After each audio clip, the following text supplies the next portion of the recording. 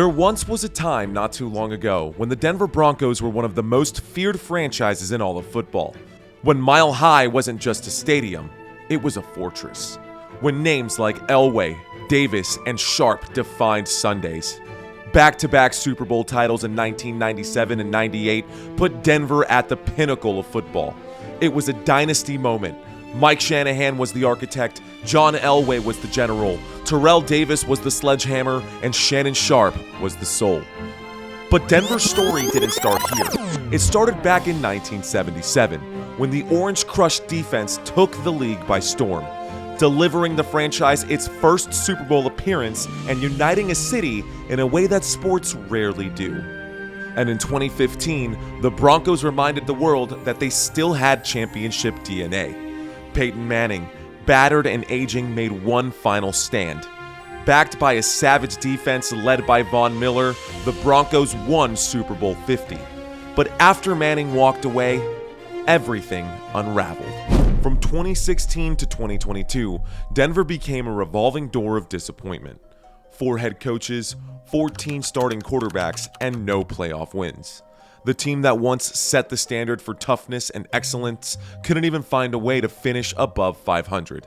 Trevor Siemian, Paxton Lynch, Case Keenum, Joe Flacco, Drew Lock, Teddy Bridgewater, and Russell Wilson, the list kept growing, and the results kept sinking.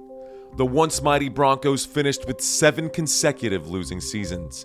And when they weren't losing, they were embarrassing themselves. A team that used to beat you into submission couldn't get out of its own way.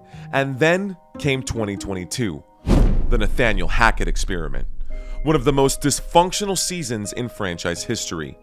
Questionable play calling, poor game management, and a locker room that looked like it had no faith. The Russell Wilson trade, once seen as a franchise-saving move, backfired spectacularly. Wilson struggled, the offense looked broken, and Hackett didn't last the full season. Denver had officially bottomed out.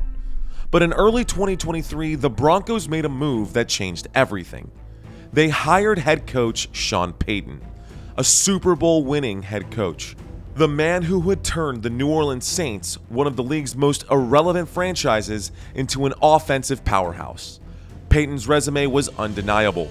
15 years as head coach, 9 playoff appearances, 7 NFC South titles, 152 regular season wins, and 1 Super Bowl championship. Payton brought discipline, structure, and most of all, belief. The 2023 season didn't start the way anyone had hoped.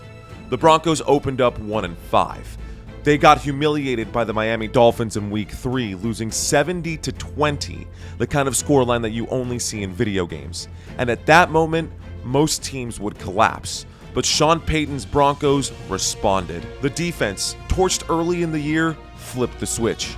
And over the next 10 games, they became one of the NFL's most improved units.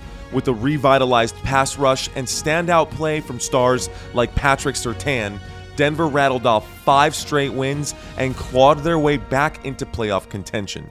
They ultimately finished the season 8-9 and missed the playoffs, but the Broncos were clearly trending upward under Sean Payton's leadership. Then came the boldest move of all. The Broncos cut ties with Russell Wilson, swallowing an NFL record $85 million in dead cap for 2024. Luckily for Denver, they had a top 15 pick in one of the deepest quarterback draft classes in almost a decade, and in 2024, the Broncos drafted Bo Nix. The now second-year quarterback capped off his college career by winning the 2023 William V. Campbell Trophy, known as the Academic Heisman, highlighting both his brain as well as his brawn. He led the nation with the NCAA record 77% completion rate and was named the Pac-12 Offensive Player of the Year after throwing for over 4,500 yards and 45 touchdowns. Nix also set the all-time NCAA record with 61 career starts at quarterback and finished 3rd in Heisman Trophy voting. And under Sean Payton's guidance, he got better every week, earning the trust of his teammates and proving that he was more than just a bridge quarterback. He is the future. On the other side of the football, the Denver Broncos defense led the league in sacks with 63 of them and allowed just 18 points per game down the stretch. And it wasn't just Pat Surtain making plays. Linebacker Baron Browning also became a force in the pass rush, and safety Caden Stearns made plays all over the field. The entire unit played with conviction. The 2024 Broncos finished the regular season with a 10-7 record. It was their first winning season in almost a decade and their first playoff appearance since the loss of Peyton Manning. And analysts across the league have taken notice. ESPN, NFL Network, Sports Illustrated, they've all run stories on Denver's transformation. With a top 5 defense, a rising franchise quarterback, and a future Hall of Fame coach pulling the strings, Denver enters the 2025 season as legitimate contenders. Sean Payton and general manager George Payton attacked this offseason with purpose. And their goal this offseason was clear: to have the best defense in the NFL.